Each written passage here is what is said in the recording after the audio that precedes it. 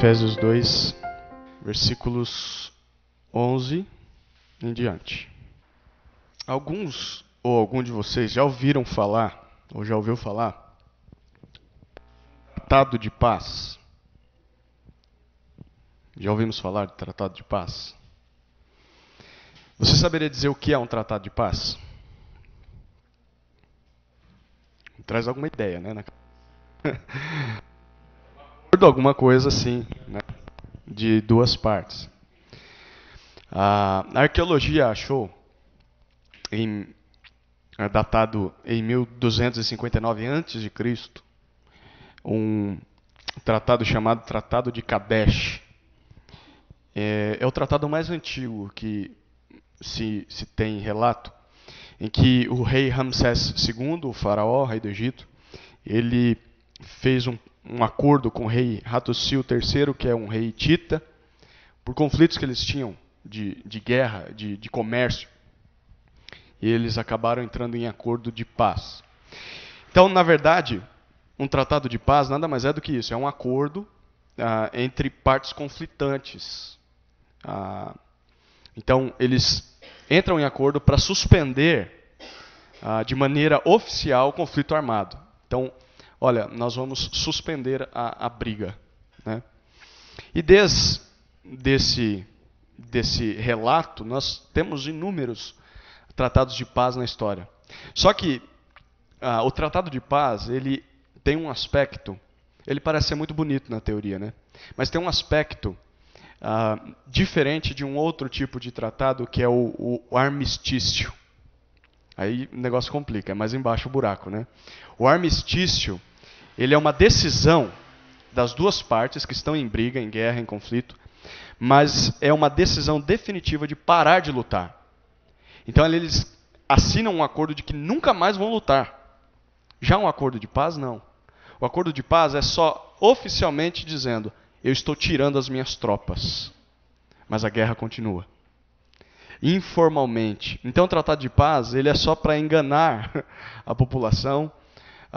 Quantos e quantos tratados de paz não foram feitos ali no Oriente Médio, na região de Israel, tentando impedir a guerra ali do Golfo Pérsico também. E nós vemos que a guerra não para. Na Síria, tantos e tantos tratados de paz que a ONU busca fazer e não para. Por quê? Porque os tratados não impedem a guerra. Então, o que isso tem a ver com esse texto? É que Efésios 2, de 11 a 22, trata de um verdadeiro tratado de paz. Um tratado de paz que põe fim a uma guerra. De verdade, não como esses feitos por mãos humanas. E ele é um tratado que envolve Deus, envolve os judeus e envolve os gentios. Então, havia uma discórdia entre os três. Algo que precisava ser resolvido, um conflito. E esse texto vai tratar sobre esse verdadeiro tratado de paz. Nós lembramos aqui do contexto de Efésios, o capítulo 1, Paulo fala, né? Em Cristo recebemos toda sorte, todo tipo de bênçãos espirituais. Quando você olha para o capítulo 2, Paulo agora vai dizer o seguinte: olha, nós passamos da morte para a vida. E nós estávamos mortos, nós estávamos cegos, escravos pelo pecado, foi o texto que o irmão Aguinaldo trouxe na semana passada. E aí Paulo termina esse argumento lá no versículo 10, olha o que ele disse no 2:10. Fomos feitos por ele, ou somos feitura dele. A ideia da palavra, o senhor Aguinaldo ressaltou muito bem, é uma obra de arte. Somos um poema de Deus. Só que essa obra de arte, ela é feita para as boas obras. A ideia é de que Deus nos cria, Ele nos pinta, Ele nos compõe como poemas, como uma obra de arte bela, para que ela anuncie ao mundo quem Deus é, por meio das boas obras. Então a vida do cristão é uma constante obra de arte, que está sendo refeita, está sendo feita, transformada, e o propósito do autor é que ele vá na exposição, e ali, por meio do bom exemplo, do bom testemunho, as pessoas consigam ver como o pintor é belo, como o escultor é magnífico. Essa é a ideia de Paulo aqui nesse texto. E aí, justamente, o nosso texto, que é a sequência, ele trabalha sobre uma conclusão, uma aplicação de tudo isso. E, em resumo, Paulo vai dizer o seguinte, versículos 11 a 12, ele vai dizer quem nós éramos no passado, outrora. Versículos 13 a 18, ele vai dizer o que Cristo fez por nós, enquanto éramos assim. E versículos 19 até 22, quem somos agora, no presente. Então nós vamos tentar meditar nisso nessa noite. Primeiro, quem éramos. Olha o que dizem os versículos 11 e 12. Quem éramos outrora, no passado? Portanto, lembrai-vos de que, no passado, vós, gentios por natureza, chamados incircuncisão, pelos que se chamam circuncisão, feita pela mão de homens, estáveis naquele tempo sem Cristo, separados da comunidade de Israel, estranhos às alianças da promessa, sem esperança e sem Deus no mundo. Você percebe que o versículo 11 começa com a palavrinha. Qual é a palavrinha aí? Portanto. Portanto, traz a ideia de por esta razão. Por tudo que eu disse até agora, então isso aqui acontece. Portanto, em resumo a tudo o que Deus fez por vocês, vocês serem essa obra de arte, lembrem-se, deem atenção, tragam à mente, estejam atentos a essas coisas. Aí ele vai dizer, lembre-se de que no passado, ele vai falar, ele vai trazer aqui a ordem de terem duas lembranças. A primeira, lembre-se de que no passado vocês eram objeto de desprezo. Versículo 11, olha o que ele diz. Ele vai dizer, vocês eram gentios por natureza, na carne, no nascimento. Desde que nasceram vocês eram gentios. E o que era um gentil? Um gentil, literalmente, é todo tipo de gente. Gentil era todo tipo de gente, mas todo tipo de gente pagã, idólatra, descrente. Gente que não conhecia Deus e nem queria conhecer. E ele diz, vocês eram gentios por natureza, chamados incircuncisão pelos circuncisos, pelos que se chamam circuncisão. Ou seja, vocês eram chamados de incircuncisos pelos judeus. Lembra dos judeus? Os judeus, eles eram um povo descendente de Abraão, que foi chamado para abençoar as nações. Um povo que era descendente, irmão de Moisés e teve ele como líder. Era um povo ao qual Deus deu as alianças. Ele é o povo que Deus mostrou o plano de salvação. Era o povo que Deus deu a sua lei. O povo que Deus tinha escolhido para ser distinto nesse mundo. Mas o povo entendeu tudo errado. Deus o chamou para ser santo no sentido de mostrar para o mundo que era separado, de que era tinha uma vida distinta por causa do Deus que os chamou. Só que o povo de Israel começou a fazer igualzinho às outras terras. E ele acabou desvirtuando o papel ao qual Deus o comissionou. E o judeu, ele se orgulhava muito das coisas que Deus tinha dado. Ao invés de ser grato, porque ele era igualzinho o gentil, e Deus o tinha escolhido sem mérito nenhum nele, ele achou que ele tinha algum mérito. Aí, a circuncisão nada mais era do que um símbolo externo de que Deus tinha um pacto com eles. Era como se tivesse assinado um contrato. A circuncisão é como, hoje em dia, a operação da fimose.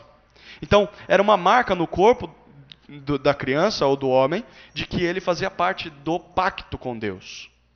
Só que eles começaram a valorizar tanto a circuncisão e deixavam o resto do pacto de lado.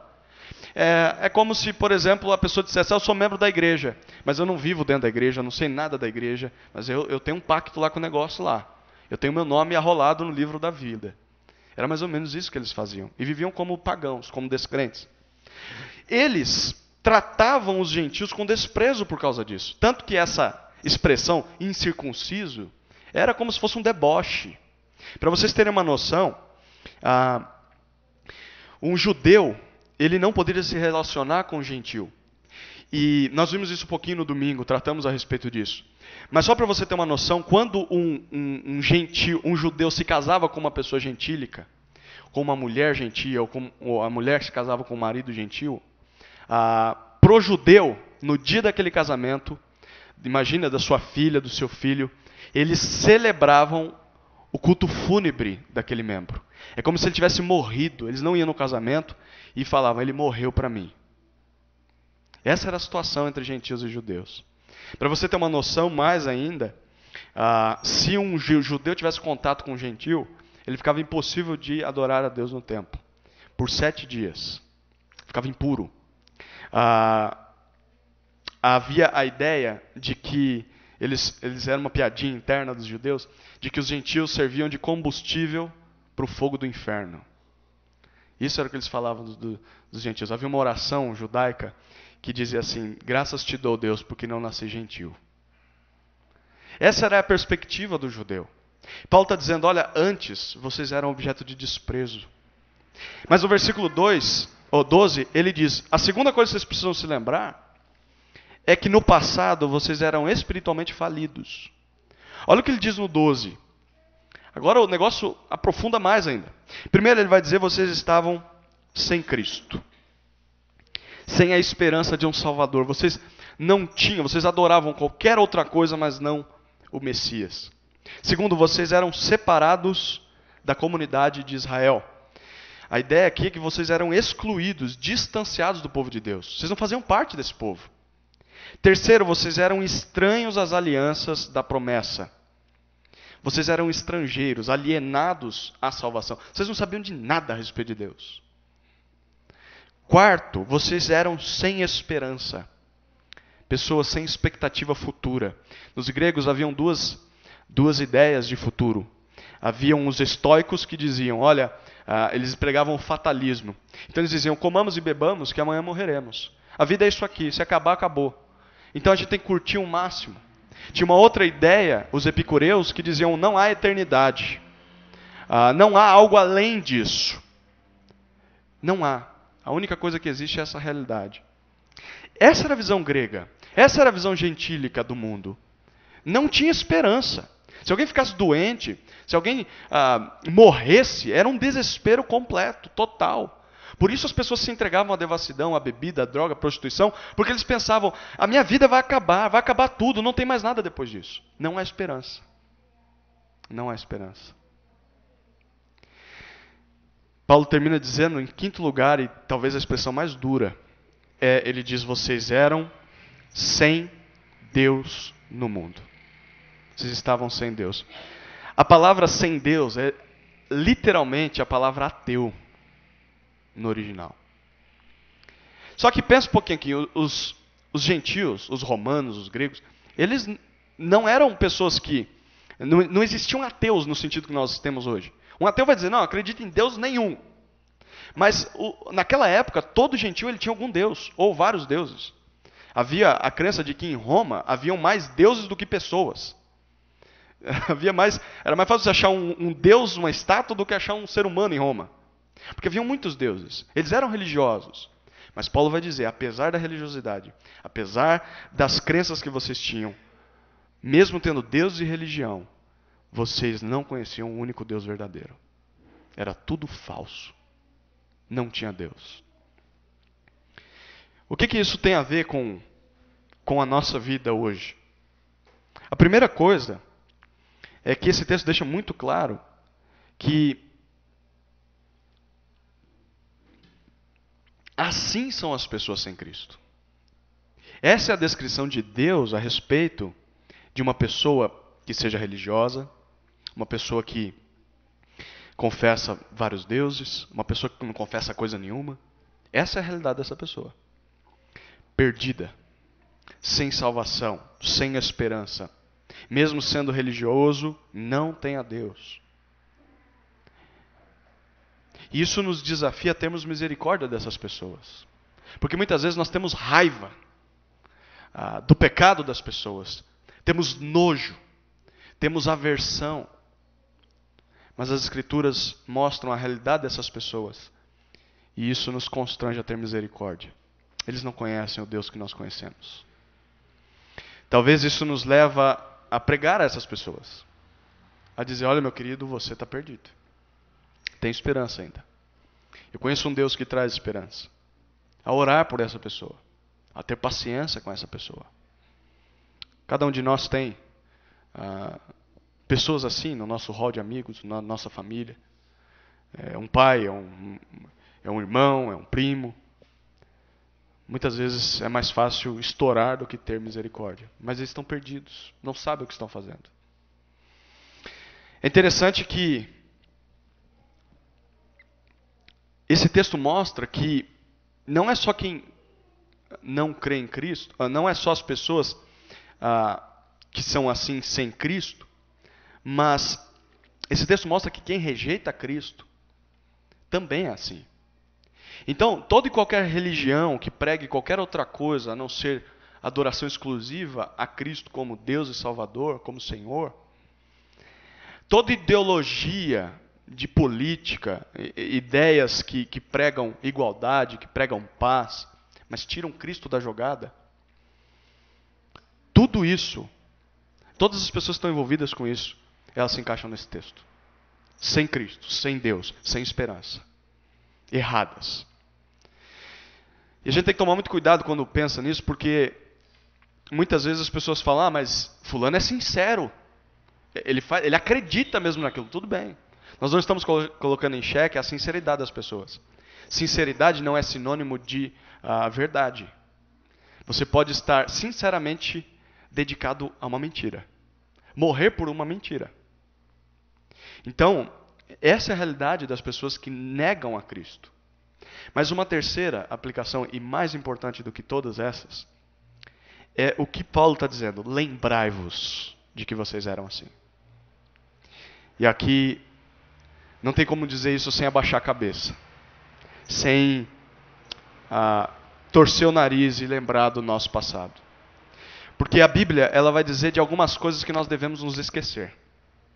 Por exemplo, quando somos ofendidos por alguém. A ideia é vire o outro lado. Esqueça a ofensa. Perdoe. Mas há outras coisas que a Bíblia faz questão de nos dizer. Você precisa se lembrar disso. E essa é uma delas. Se lembre de que você era assim. Você não merecia nada além do inferno. Você não tinha esperança. Você não tinha Deus. Você não tinha expectativa. Quando nós lembramos de que éramos assim, isso nos humilha, né? Miserável homem que sou. Tira qualquer arrogância. Lembra o contexto aqui, é fazer boas obras no mundo. Porque tem muita gente que vai fazer boas obras no mundo e diz, eu sou um eleito de Deus, sou escolhido de Deus. Espera aí, se você lembrar quem você era, não vai ter arrogância nenhuma. Você não é nada. Você não foi escolhido porque você é bom. Ou porque você é mau. É pela misericórdia de Deus. Éramos iguaizinhos os outros que nós condenamos às vezes. Nós não merecíamos ser salvos. Não fosse Deus, nós estaríamos perdidos ainda. A segunda declaração que Paulo faz nesse texto, então a primeira é quem nós éramos. A segunda é o que Cristo fez, versículos 13 a 18. Olha o que ele diz no texto. Mas agora, em Cristo Jesus, vós que antes estáveis longe, viestes para perto pelo sangue de Cristo, pois ele é a nossa paz. De ambos os povos fez um só, e derrubando a parede de separação em seu corpo, desfez a inimizade, isto é, a lei dos mandamentos contidos em ordenanças, para em si mesmo criar dos dois um novo homem, fazendo assim a paz, e pela cruz reconciliar ambos com Deus em um só corpo, tendo por ela destruído a inimizade. E vindo ele, proclamou a paz para vós que estáveis longe, e também para os que estavam perto, pois por meio dele, ambos temos acesso ao Pai no mesmo Espírito. Perceba que Paulo vai dizer, agora. Então no versículo 11 ele diz, olha, lembra que outrora, no passado. Mas agora, essa palavrinha mas, ela é chave nas Escrituras. Toda vez que ela aparece, normalmente é para dizer, você estava perdido, mas Deus salvou. Justamente acontece aqui. Mas Cristo, em Cristo, algumas coisas aconteceram com vocês. Paulo vai dizer, em resumo, duas coisas Cristo fez por nós. Primeiro, em Cristo, Deus acabou com a inimizade entre judeus e gentios.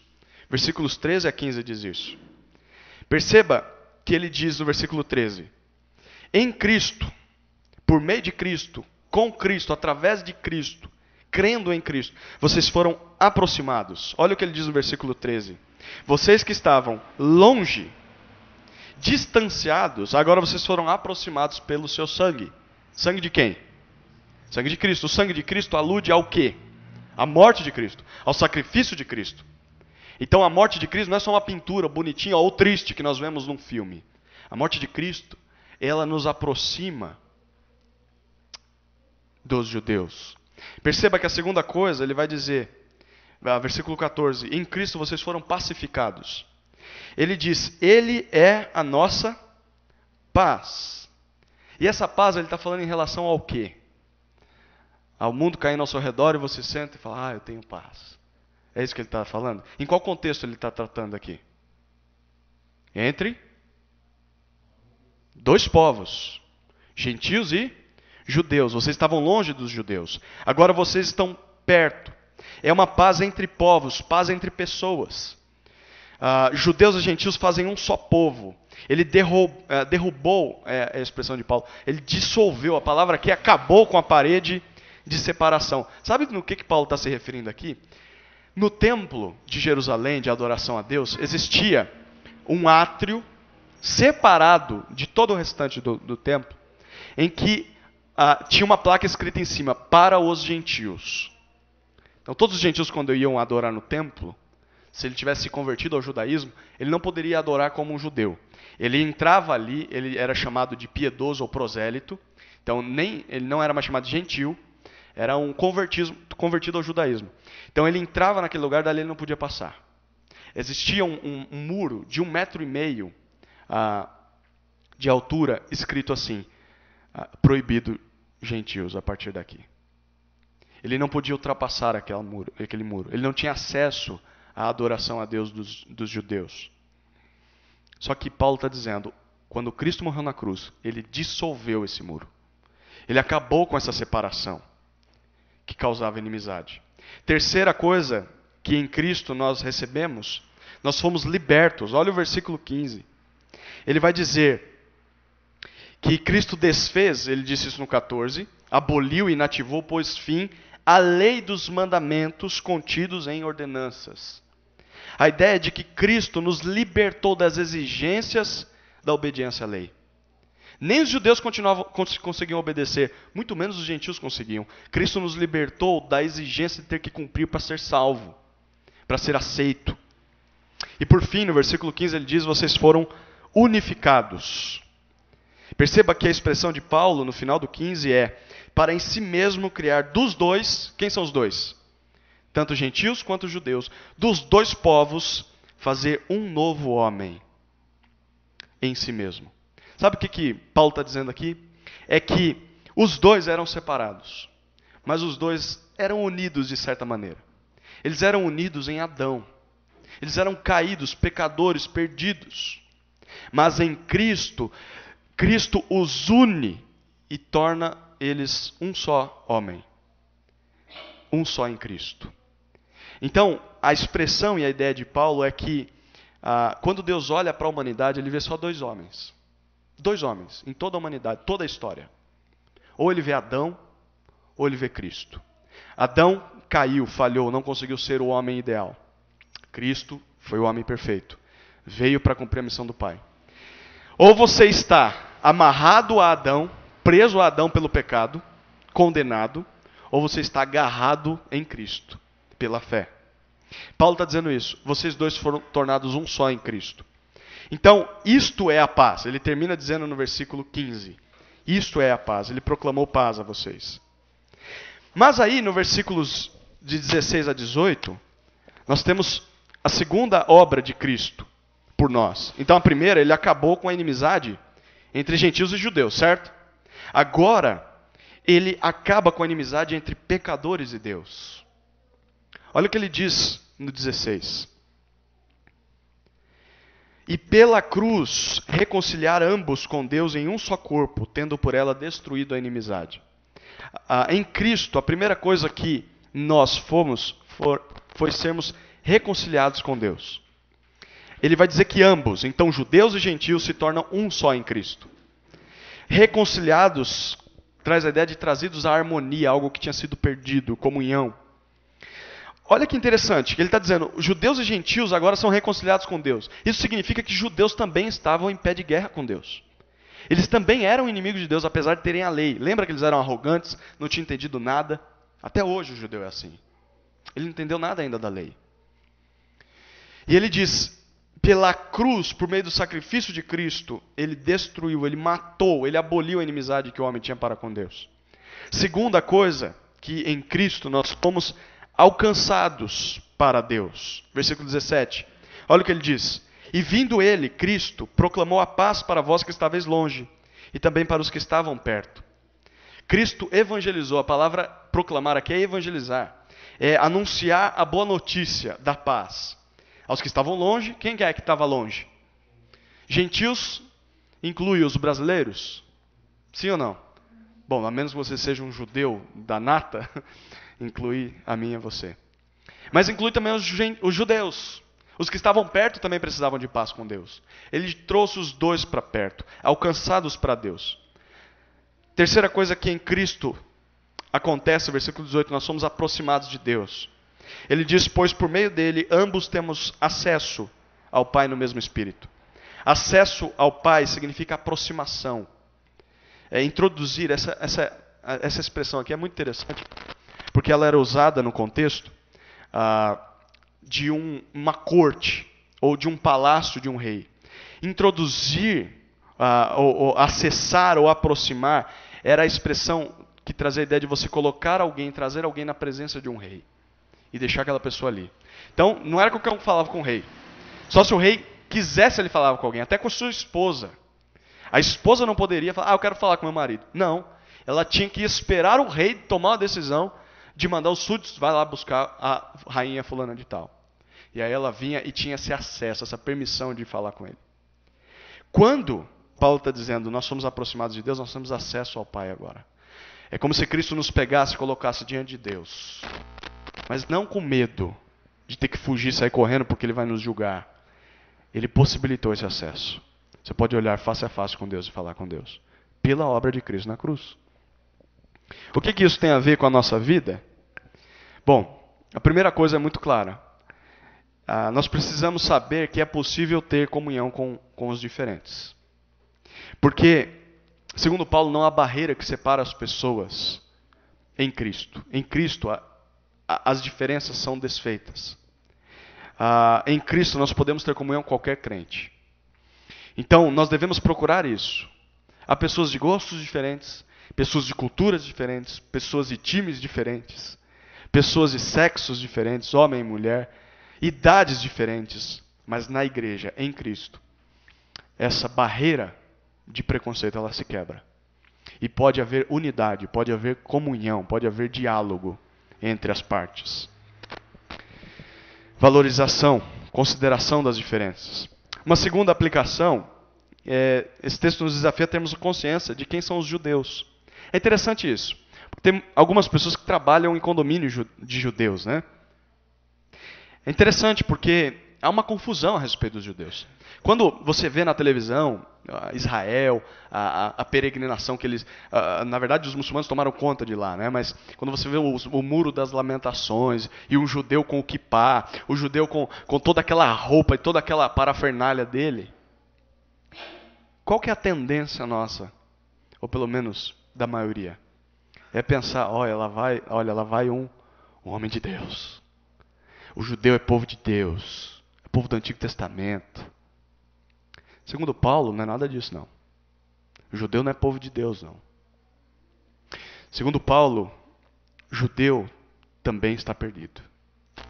Judeus também está sem Cristo. Porque quando ele não confia em Jesus, e o judeu vai dizer isso, não, estou esperando o Messias. Jesus não é meu Messias.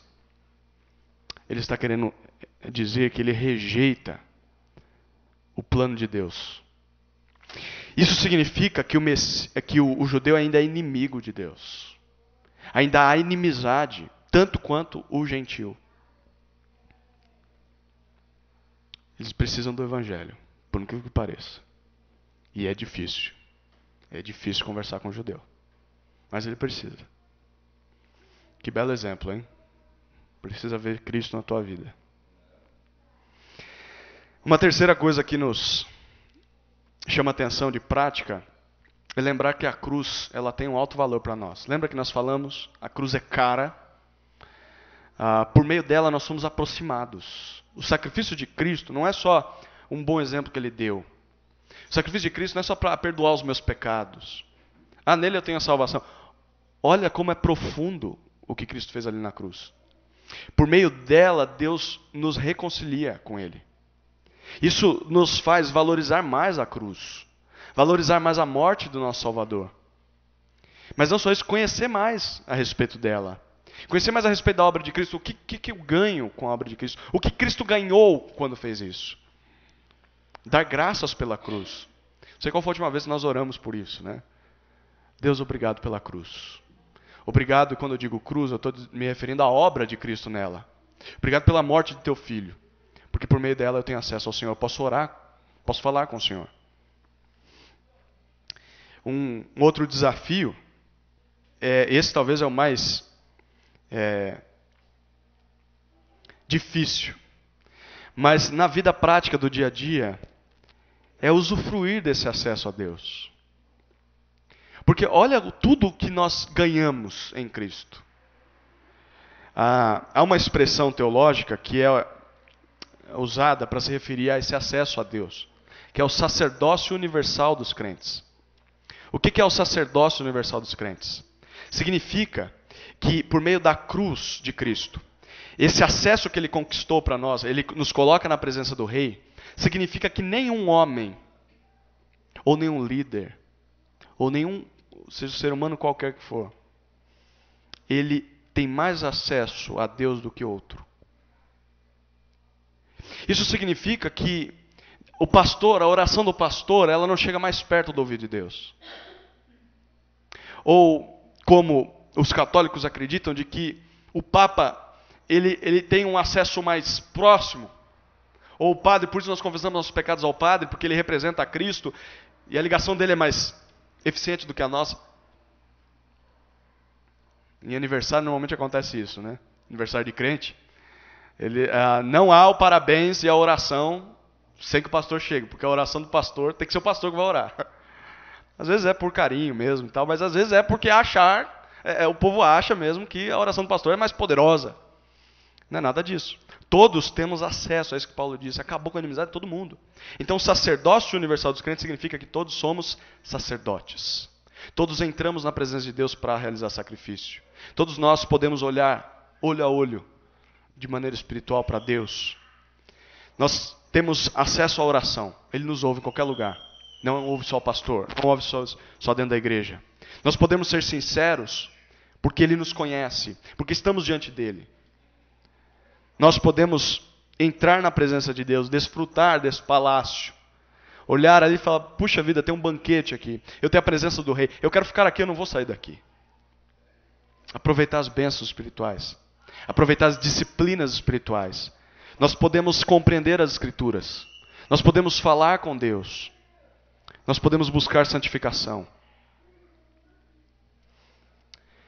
Essa é a ideia de Paulo. O que Cristo fez por nós. E ele conclui dizendo então quem somos agora. Depois de tudo isso, quem éramos, o que Cristo fez, quem somos. Olha o que ele diz, versículos 19 até 22. Assim, não sois mais estrangeiros nem imigrantes. Pelo contrário, sois concidadãos dos santos e membros da família de Deus, edificados sobre o fundamento dos apóstolos e dos profetas, sendo o próprio Jesus Cristo, Cristo Jesus, a principal pedra de esquina. Nele, o edifício inteiro, bem ajustado, cresce para ser templo santo no Senhor, no qual também vós, juntos, sois edificados para a morada de Deus no Espírito. Paulo vai dizer, lembra que ele disse, nós somos feitos um novo homem, certo? Aqui ele vai trazer 3 imagens desse novo homem. 3 imagens do que nós somos hoje. Então se alguém perguntasse para você, o que é o cristão? O que é a igreja? Me dá um exemplo do que é a igreja. Aqui Paulo vai dar 3. Primeiro, versículo 19, a primeira parte, ele vai dizer que esse novo homem é uma nação. Perceba as expressões que ele usa. Ele vai dizer, nós já não somos, então ele está falando a respeito dos gentios, Já não somos estrangeiros. Não somos mais estranhos. A palavra é alienígena. Não somos mais alienados a Deus. E nem imigrantes. É a palavra peregrino, forasteiro. O imigrante, a gente tem visto a fuga, né, de pessoas, os refugiados que saem de suas terras por causa da guerra. Quando eles chegam, principalmente na Alemanha, a Alemanha recebeu eles mais no começo, eles chegam sem cidadania, sem direitos, sem moradia, sem um documento. Eles simplesmente têm a possibilidade de trabalhar ali e viver ali. Justamente isso é um imigrante.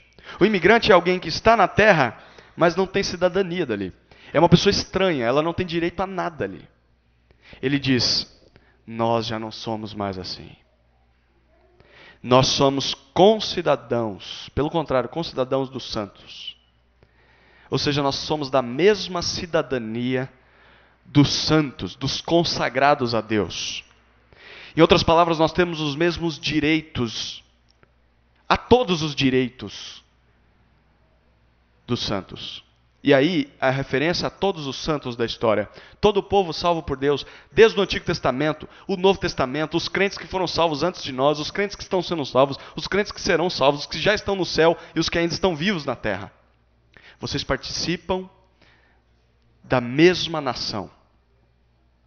Vocês fazem parte do povo de Deus. A segunda ilustração, então, além de nação, é família. Final do 19. Ele vai dizer, e membros da família de Deus. Membros traz a ideia de domésticos, pertencentes à família de Deus. Olha essa família de Deus, aonde ela está. Olha o capítulo 3, versículo 14 e 15. Paulo diz que orava diante do Pai, esse do qual toda a família no céu e na terra recebe o nome, família de Deus. Do que ele está se referindo? A anjos, a demônios, a pessoas que estão lá no céu? Ele está se referindo à família. A família de Deus que tanto está lá quanto está aqui. A família de Deus se refere aos santos, os que já morreram, que estão com ele. E se refere aos santos que ainda não morreram. Efésios 1:5 vai dizer que nós fomos adotados para a adoção de filhos. Nós fomos incluídos nessa família. E é uma família de um mesmo Pai. Efésios 4:6, olha o que diz. Um só Deus e Pai de todos, que é sobre todos, por todos, está em todos. Ele não está se referindo que Deus é Pai de todos os seres humanos. Ele está falando que Deus é o Pai de todos os crentes, seja gentil, seja judeu. Todos que estão na igreja podem chamar Deus de Pai. A terceira imagem, então, a primeira é uma nação. A segunda, esse novo homem é uma família. A terceira, esse novo homem é um templo. Olha os versículos 20 a 22 de Efésios 2. Você vai lembrar aqui que no Antigo Testamento, Deus se fazia presente no meio do povo por meio de uma nuvem. Durante o dia, aquela nuvem que os guiava. Durante a noite, uma coluna de fogo que iluminava o deserto. Depois, Deus aparece, a sua presença é visível por meio do tabernáculo, uma cabana que eles criavam. Depois, no templo, Deus aparece dentro de uma parte, um átrio no templo, que era chamado de Santo dos Santos, onde Deus manifestava a sua glória.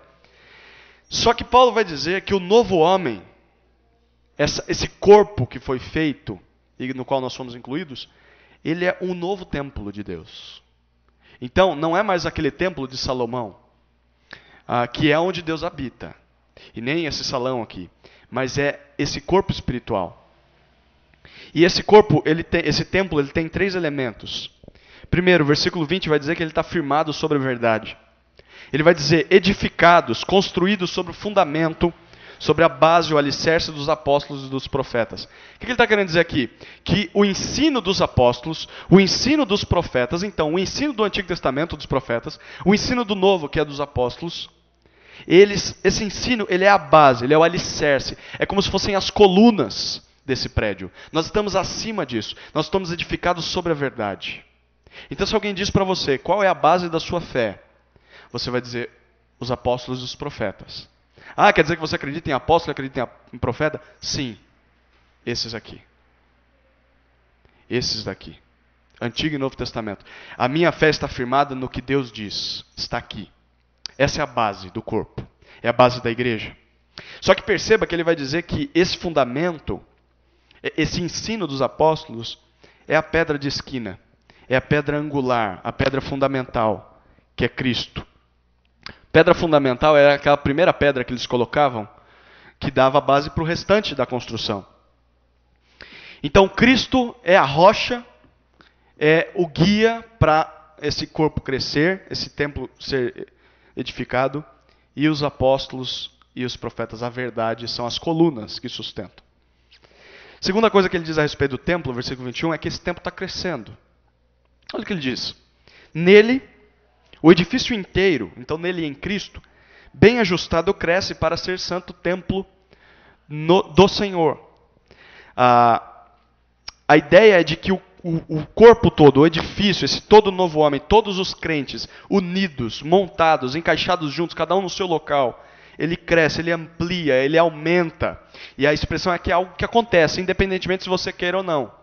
O corpo de Cristo cresce para cima. Ele é edificado para ser santo templo, ou templo santo no Senhor, dedicado ao Senhor. É interessante aqui que essa palavra templo que Paulo usa não é aquela normalmente usada para santuário, que eram as dependências do templo. É a palavra grega naos, que se refere ao Santo dos Santos, que é o interior do templo onde Deus se manifestava. Ele diz, nós somos o templo onde Deus se manifesta. E esse templo tem crescido. Por fim, ele vai dizer no versículo 22, esse templo é habitado pelo Espírito. Juntos nós somos edificados, somos construídos para ser a habitação, a morada de Deus no Espírito. O que isso tem a ver com a nossa vida? Pelo menos duas coisas. Primeiro, que fica muito claro que para Paulo, vida cristã é coletiva. Tudo aponta para um povo. Em momento nenhum Paulo disse individualmente, você era assim, você ganhou isso. Ele está dizendo, nós éramos assim, nós ganhamos isso. Vida cristã não tem aquela ideia de salvação individual. No sentido de que você pode caminhar sozinho, sem a ajuda da igreja, sem a presença de outros. De fato, depende de uma decisão pessoal. Mas, depois que isso acontece, depende de uma inclusão em um corpo, em crescimento comunitário. Porque nós não somos mais andarilhos. Paulo disse isso, não somos mais. Não somos mais peregrinos. Nós agora fazemos parte de um edifício. E qual a característica de um edifício? É ficar perambulando por aí, você vê prédios andando por aí? A característica de um prédio é ele cria raízes, você cava bem fundo e faz um alicerce forte, ele cresce. Ele anda assim. Ele anda em andares, mas ele cresce para cima no mesmo local. Essa é a ideia de igreja. Nós fazemos parte de um edifício. E nós crescemos quando estamos juntos, quando congregamos, quando participamos, quando nos envolvemos. É uma nação junta.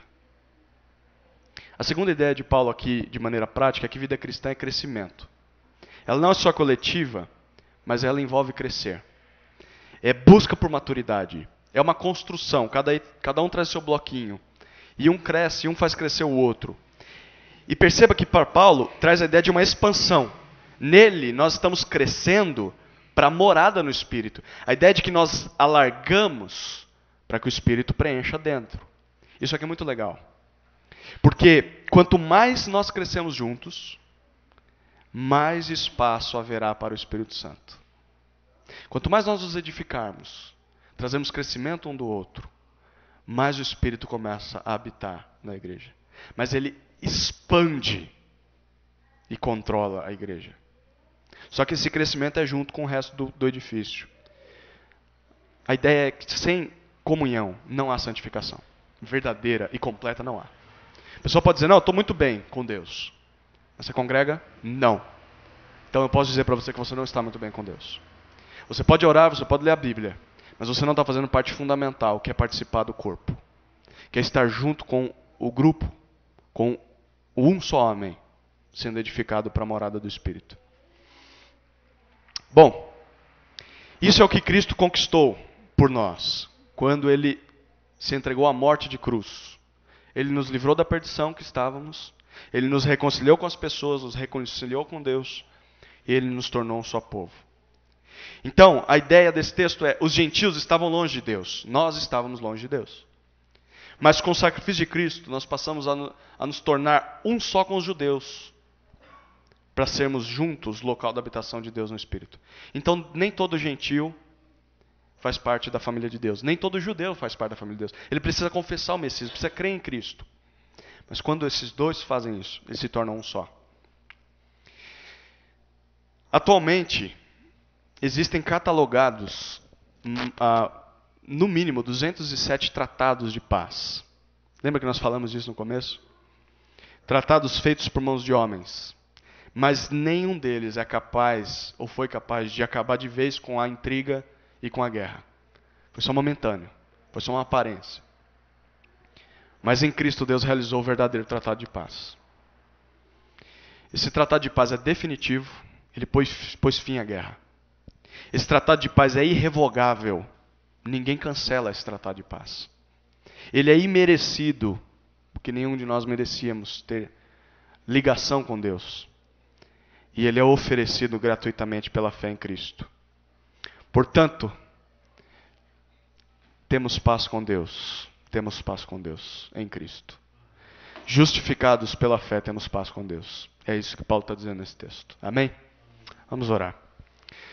Senhor Deus, muito obrigado por essa meditação na Tua Palavra, porque o Senhor é misericordioso conosco, Pai. Nós não merecíamos nada do que Cristo fez por nós. E as riquezas das conquistas de Jesus ali na cruz, muitas vezes nós ignoramos e desconhecemos o quão valoroso foi o que o Senhor fez por nós. Ajuda-nos a valorizar a cruz. Ajuda-nos a olharmos para as pessoas como carentes da graça. Ajuda-nos a lembrarmos de quem éramos. Para termos humilhação, humildade. Para que toda arrogância fuja de nós. Ajuda-nos, Deus, a nos dedicarmos ao corpo. A nos preocuparmos com a edificação. Porque fazemos parte de um só homem. Fazemos parte de Cristo. Obrigado, Senhor, por essa exposição e essas aplicações. Ajuda-nos a realizar aquilo que o Senhor espera de nós, pela graça que é em Cristo. Em nome de Jesus. Amém.